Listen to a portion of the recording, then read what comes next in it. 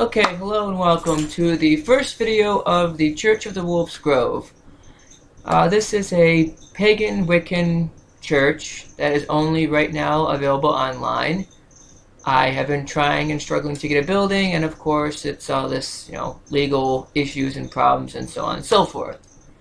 So I'm going to start by telling you a little bit about the church and what I want to do, and a little bit about myself and where I'm at in the pagan Wiccan community. Or just say craft community, so it's much easier. My name is Patrick Horn. I'm a Reverend, ordained minister at the Universal Life Church. My craft name that I normally go by is Crowan. That's the standard name that I've always gone by for quite some time. Don't ask me where I found it, it just kind of popped in my head one of these days.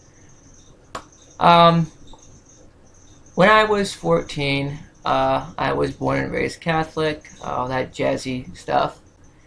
And I found that it didn't fit me.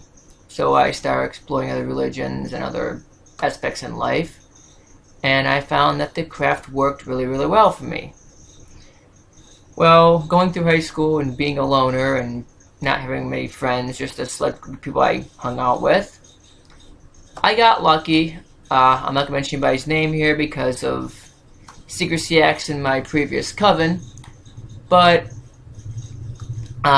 I was a freshman in high school, and a senior who I happened to hang out with was in a coven out in a small little town known as Medina County. The HPS of that coven, who will not be named, came around and basically took me under her wing, taught me the ways of the craft. After some time, I got positioned on that council because somebody had stepped down. After that, I was in the company for a few more years, and it broke up for various reasons and purposes and so on and so forth. At any rate, that's where that happened. One of the things I want to definitely put on this video is this Church of the Wolf's Grove. It's going to be a, like I said, pagan, Wiccan, witchcraft, whatever you want to put it, church. I prefer the term craft church because it's easier to try to, fight with the state and city on. Pretty much, this church is going to be based and geared toward the craft community to have rituals, events, and so on and so forth. One of the really, really big things I would like to do with the craft community is show all these idiots out here that we're not Satanists. We don't kill and murder children. We don't hurt and sacrifice animals. Yes, there are religions that do that, but this is not us. This is not something that we do. I want to do fundraisers for, just ideas, autism awareness, charity for burned children, all these little things that most normal people would do that the average person does. I also want to promote that, this is a church that is going to be open to the public. It's going to be where anyone can come in and see what we do. Anyone can come in and see how we do things. You don't have to be a witch of some sort of kind to be in this church. To be a member of it, yes, possibly. But to come in and view our rituals and see what we do and see how we perform different things, no. The other thing I want to bring up is this is also going to be various videos on free. Yes, I said free. Yes, there's no charge whatsoever because I was told to not charge what I've been taught to those who want to learn. Free courses, the way me personally was taught on the craft. And that is going to be 100% free. There's no charge at all. The other thing I want to promote on this video, or on these videos rather, is self-help videos. There are so many people out here with daily struggles, for example, controlling relationships, whether it be, boyfriend, girlfriend, husband, wife, brother, sister, so on and so forth, mother and father, whatever, we can go on and on. Control issues, racial issues, all kinds of different various topics on self-helping all of us to get along better. Because I see no reason why a community of people, whether you're, black, white, Arabic, Islam, whatever religion or belief that you believe in, should look at a religion and down it. I don't feel that that's proper. I don't feel that that's right for any religion to be looked at as, Satanism or terrorist organization or anything like that. Because 9 times out of 10, people just misjudge what they don't know and fear what they have no knowledge of. So the other big thing I'm going to do is I'm going to create these self-help videos and possibly some scenarios to go along with it, on different topics of, like I said, racism and control situations, all kinds of various situations when it comes to drugs and this and that, and anything you could possibly think of that would help a community out. Mostly it's going to be videos about teaching, the ways of the craft, and probably other little things here and there. I would eventually like to actually get a building, but that's probably later on down the road. Some more little things about me. I was born and raised in Cleveland, Ohio. I'm 35 years old, and not much to tell about me. I'm just your typical average person who took a path in the craft and ended up being where I am now. Some of my practices are basics of the craft. I've done different little things here and there. When it comes to the basics of the craft, I was taught pretty simple. I went into some more interesting stuff. Yes, I'm going to say it right now. Yes, I've looked into voodoo. Yes, I've looked into Satanism to know what these practices are, so I can tell people the difference between the two, because those are the two that we really, really seem to get down on as witches. Well, you're a Satanist. Well, no, stupid, I'm not, but okay. Or, whoa, that's voodoo, that's bullshit, that's Satanism shit. Yeah, okay, dumbass, whatever. Point taken, point and simple, point and factor. One of my biggest things that I'm going to do is show people that don't understand the craft what the craft really is, so they better understand why we as witches do what we do. Why we follow the practices that we practice, why we follow the ways of life that we choose. And maybe this will better understand people, that they'll better realize that just because all these urban legends out there about the craft community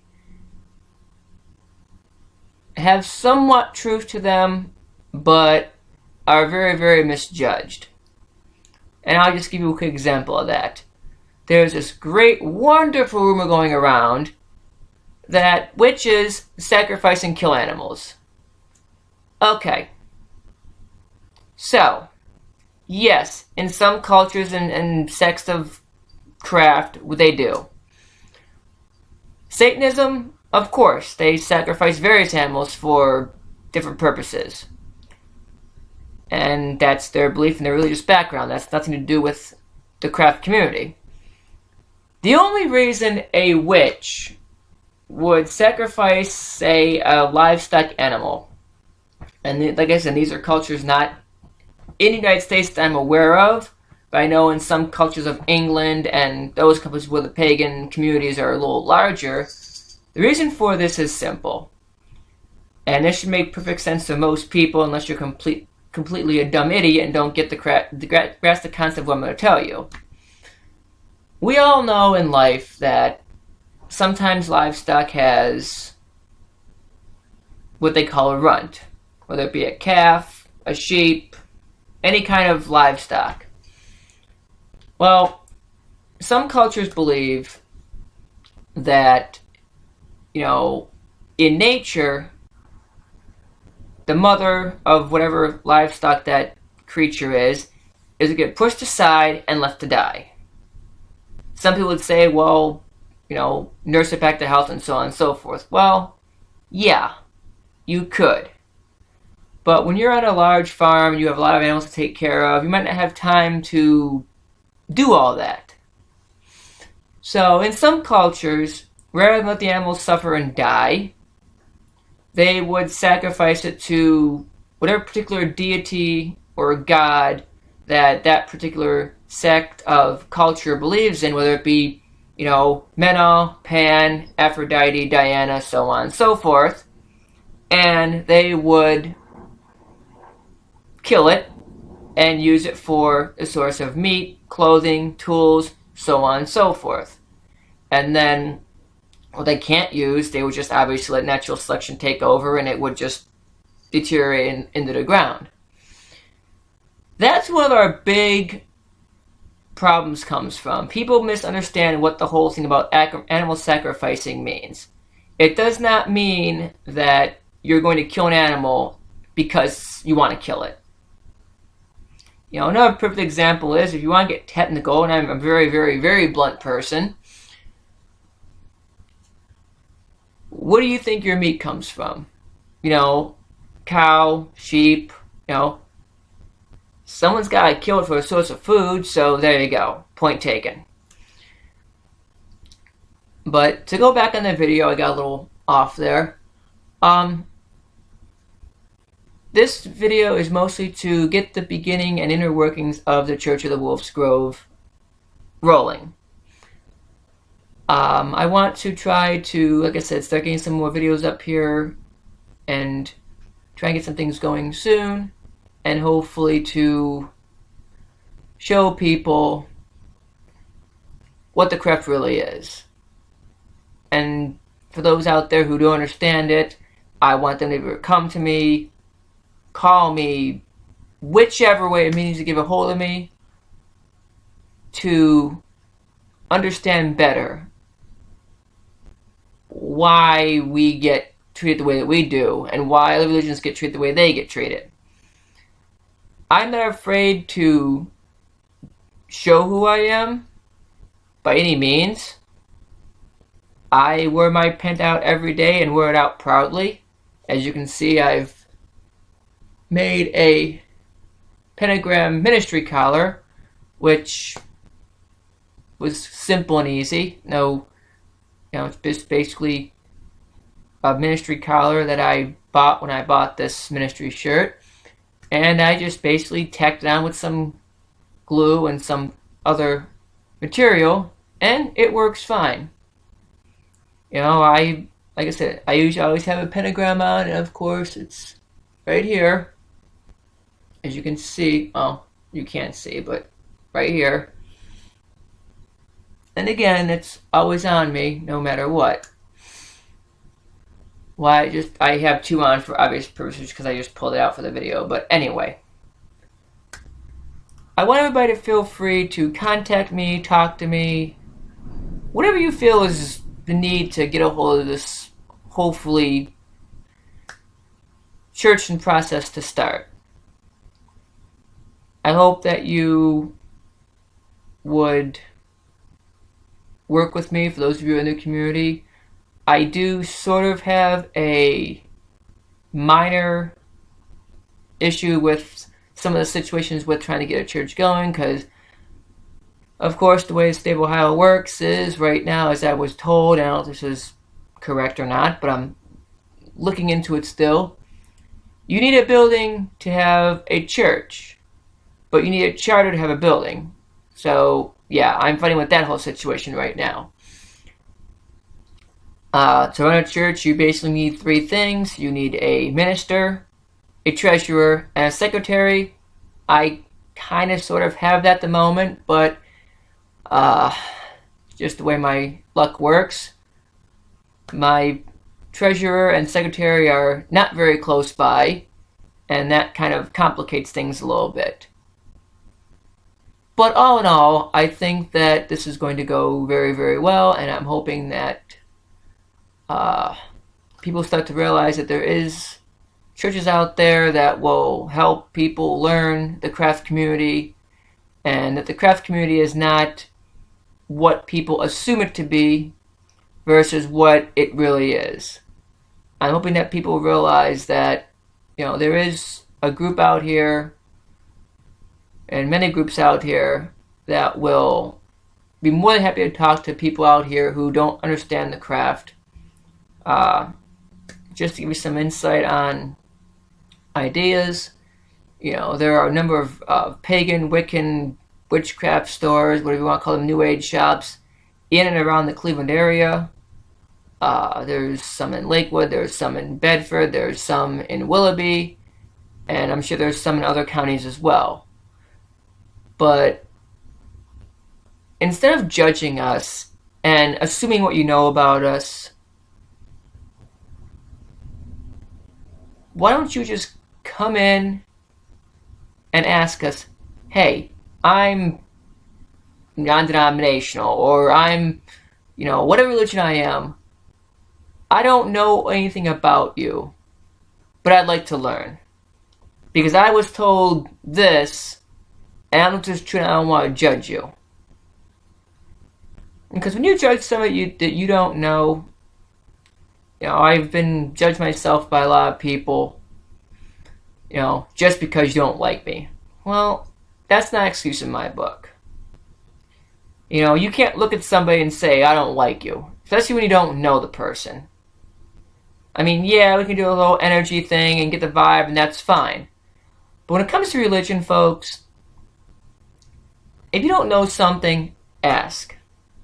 This applies to anything in life. This applies to, work situations. This applies to everyday life situations. It applies to really anything in life. If you don't know, ask. Ask somebody who does know. Or ask somebody, like, hey, I want to know about this religion. I want to know about this way of life. Can you put me in the right direction? Instead of judging and assuming that you know something when you really don't, and you make yourself look like an ass. And I see this more and more every day, of me, myself included. There's all these holy rollers out here who come out and, hi, we from church of blah, blah, blah, blah. Yeah, that's nice, I'm a witch. Go away. Oh, I'm sorry I bothered you. Well, great. Hell with you too. Instead of approaching us like we're some sort of moron or some sort of satanic devil-worshipping idiot, which we're not, why don't you ask us questions? Ask us what our beliefs are. Ask us what we believe in. And why we believe that certain ways should be certain ways. Instead of just judging us and assuming that you know what we are. Because you don't. And that kind of irritates me because anybody in the craft community will tell you. We all have our quirks and weirdness in life, and nobody's perfect, nobody's 100% normal. So, yeah, we're all a little weird. But here's my only big problem. The whole purpose to do this is to promote and show people what the craft really is. Not to judge it. This is by no means to pass judgment on what you should believe in or what we're trying to make you believe in. Paganism, Wiccan, and it's also described as being a cult. Well, again, come on, folks. There's a big difference between paganism and cultism. You want to get technical, we'll go on the Jonestown incident for a little bit. That's a cult. Okay?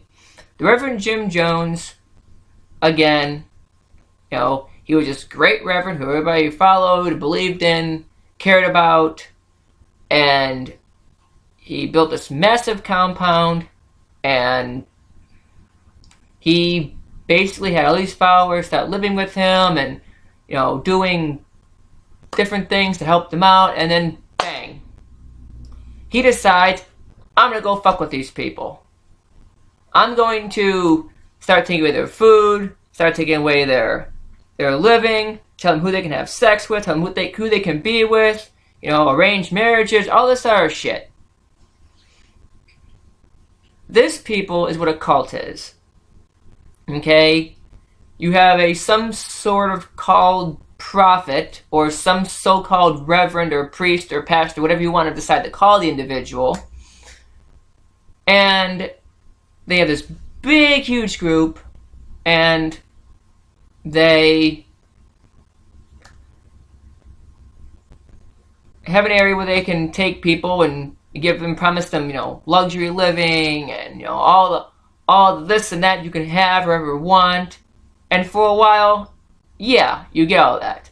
Then once that control starts, you have what you have, and you either deal with it, or you get killed, or sacrificed, or something along those lines. Or in the Jonestown incident, there was a big mass suicide for the reasons of the fact that the government was going to invade the compound and have everybody killed anyway. That's not what the craft is about. By no means, no purpose at all. The craft has nothing to do with being in a cult.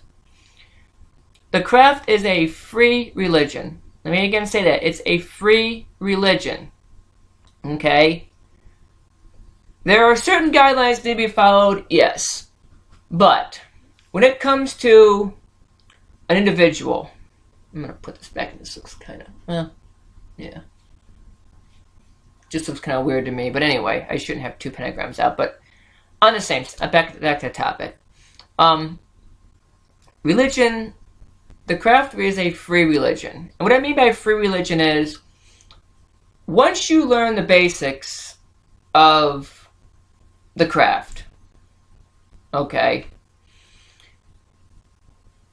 it does not matter what direction you work from, or how you call your quarters, or what deities or spirits or gods or goddesses you decide to use.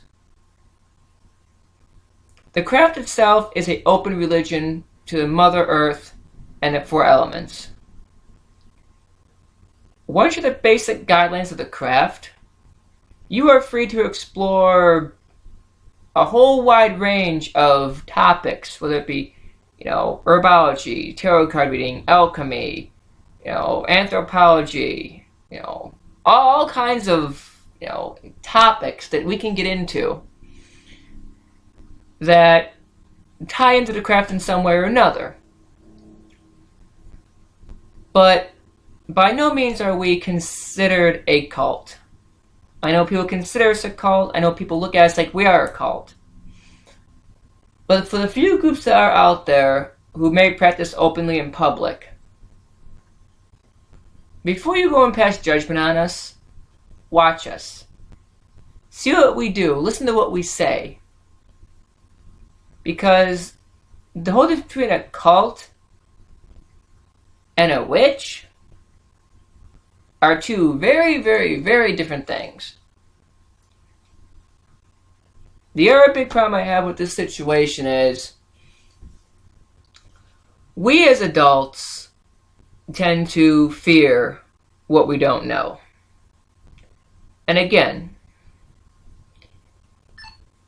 if you don't know something, ask. There are plenty of us out there who wear pentagrams out in public or wear some kind of pagan jewelry. If you were to walk up to one of us and say, "Hey, I see you've got a pentagram on. Can you tell me about your religion?" We'd be more than happy to tell you, "Yeah, I'm a witch." And you're going to go, oh, shit. But by asking that first question, "Tell me about your religion," you open a door to understanding something that you don't understand. Versus, sitting in the corner and snickering and like, "Oh, they're going to go to hell," and blah, blah, blah. No. We don't do that to you. I'm not going to say that there's people out there who don't judge other people because we do it every day. Whether it be in racial settings, religious settings, whatever. The point I'm trying to make is the whole promotion for this whole church ordeal is to ask. To show people that the craft is not Satanism. That's not a cult. That's not a religion that controls people. We're probably one of the most free-range religions in the United States. You know, where other churches, you know, say Lutheran, Baptist, Pentecostal Holiness, all that fun, jazzy stuff, they have set guidelines of what you can or cannot do.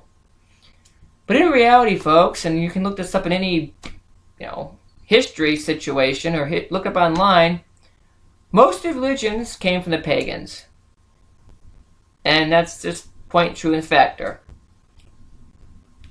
Brief scenario of that situation, how it happened was, and we'll just use this as an example. You know, let's just use the Druids, for example. And I have some friends who are Druids, and they're excellent people. I'm not trying to degrade them or down them in any way, but I'm just using them as an example because they were one of the very first known religions around. Let's say you have a coven or a church of Druids. Okay. You know, you have a person who's been in this particular circle, family, coven, group, whatever you want to call it, and he decides, I don't like what my HP and HPS are doing, which is High Priest and High Priestess.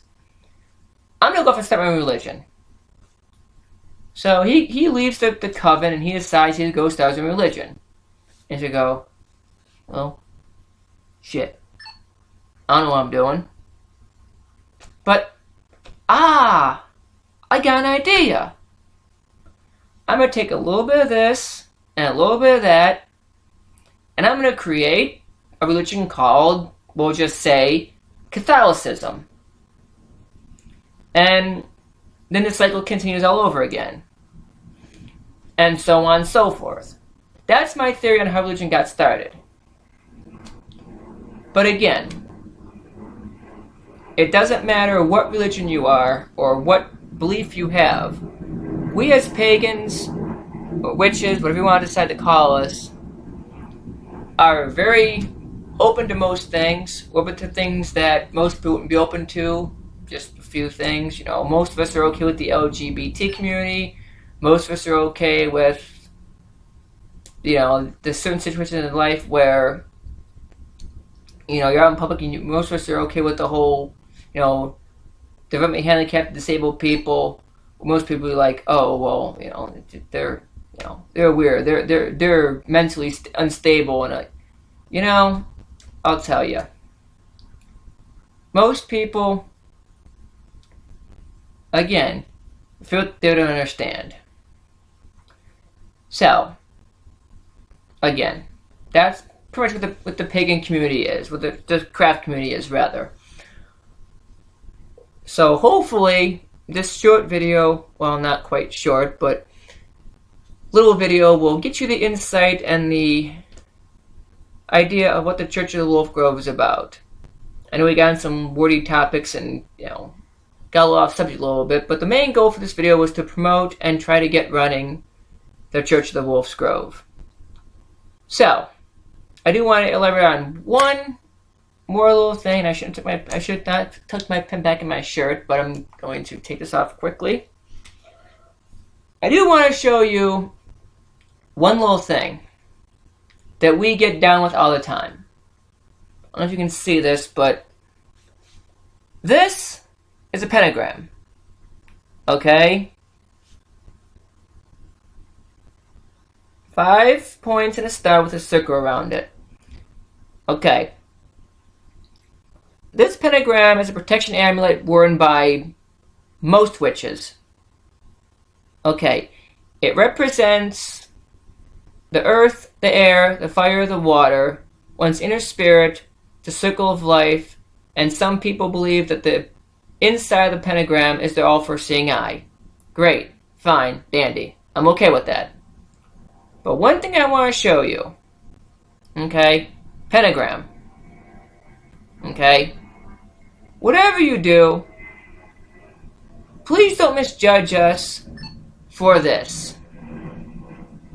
Now, you see what I've done. I've inverted the pentagram. This is not how I word it, obviously. This is a satanic pentagram. Okay? If you look close, you can see the goat's head, the horns, the side, and the mouth of the goat. This is what Satanists wear.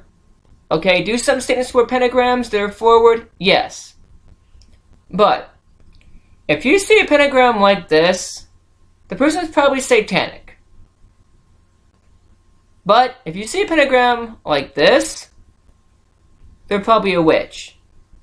Now, again, there are people out there who wear it and don't practice because they just like it. It's a gothy thing. It's a fashion statement, whatever. But let me give you a little insight on a little test.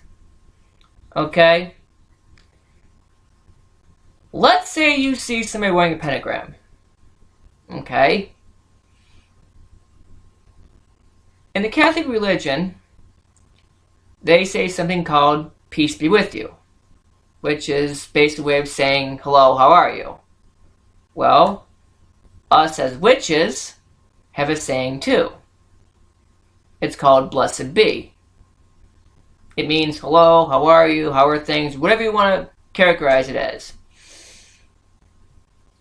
So, if you see somebody out in public wearing a pentagram, and you say blessed be, and they look at you like, what the hell? You know, oh, you're pen. Oh, I don't practice. Enough said. If you get a blessed be response back, or a merry meet response back, or something along those lines, this is how you tell, folks. This is how you tell what's out there. You know, now there are some symbols and amulets which we'll get into later that witches do wear for obvious purposes. But the universal sign for a witch is obviously a pentagram. Sometimes there'll be the triangular Celtic knot, or it'll be the